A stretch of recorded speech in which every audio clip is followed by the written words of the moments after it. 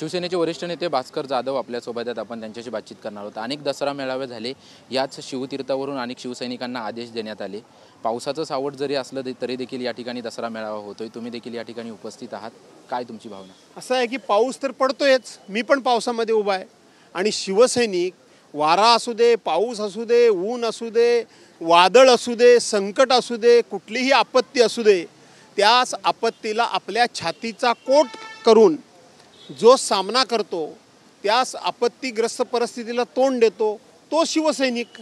आणि म्हणून तो शिवसैनिक हे असल्या पावसाला भीक न घालता आता शिवतीर्थावर हजर व्हायला सुरुवात झाली आणि तो लाखोच्या संख्येने हजर होणारच आहे। कुठेतरी मराठवाड्यामध्ये ज्या पद्धतीने दुष्काळाची परिस्थिती आहे, त्यामुळे हा दसरा मेळावा न घेता दुष्काळग्रस्तांना मदत करावी अशा अनेक भाजप नेत्यांच्या, शिंदेच्या शिवसेनेच्या भावना होत्या। म्हणून शिंदेच्या शिवसेनेचा दसरा मेळावा गोरेगाव नेस्को या ठिकाणी होतोय। असं आहे की भाजपने दुसऱ्याला उपदेश करण्याच्या पेक्षा आपण काय करतोय, त्यांनी का नाही संघाच्या लोकांना उपदेश केला का केला नाही का? ते शिवसेनेला उपदेश का करतात? भाजप ही महाराष्ट्रामध्ये शिवसेनेच्या बळावर आणि शिवसेनेच्या जीवावर मोठी झाली, परंतु त्यांना सातत्यानं त्यांच्या डोळ्यामध्ये शिवसेना खुपते, शिवसेना सलते, त्यामुळे प्रत्येक गोष्टही शिवसेनेची त्यांना वाईटच दिसते। त्यांनी हे संघाचा मेळावा झाला नागपूरला, त्यांना हा उपदेश करायला पाहिजे होता रेशीमबागेमध्ये की आपण हा करू नका मेळावा। तो कसा काय होऊ शकतो? बाकीच्या ठिकाणी इतर ठिकाणी मेळावे होत आहेत, ते कसे काय होऊ शकतात?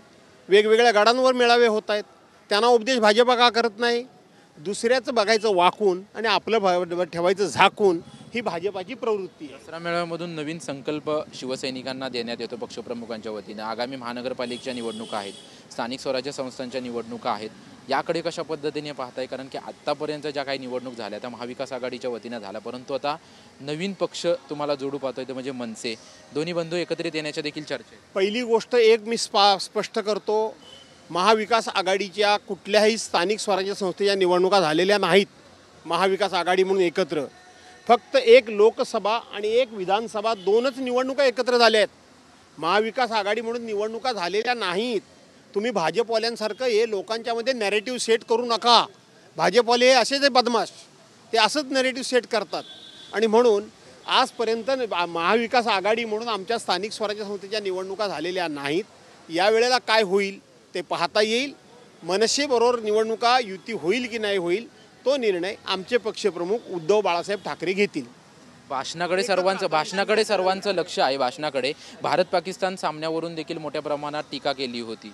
अरे, भारतीय जनता पार्टीचं हिंदुत्व म्हणजे तकलादू हिंदुत्व आहे, दिखाऊ हिंदुत्व आहे, पैशाकरता म्हणून विकाऊ हिंदुत्व आहे। पैशाकरता म्हणून पाकिस्तानला 1000 कोटी रुपये मिळवून देण्याचं काम त्या परवाच्या क्रिकेट मॅचने केलं, त्यामुळे ते दिखाऊ आहे, विकाऊ आहे। आणि 56 इंचाची छाती, ह्या छातीमध्ये फक्त कापूस भरलेला आहे, हवा भरलेली आहे, त्याच्यामध्ये कुठलाही दम नाही।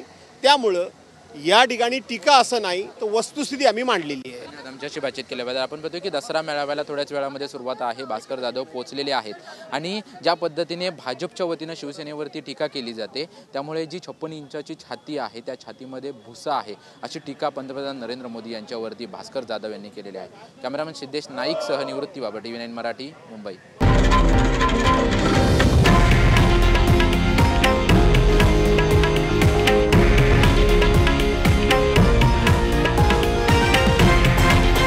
हे आहे देशातील नंबर 1 न्यूज नेटवर्क आणि आपण पाहत आहात TV9 मराठी, एकमेव।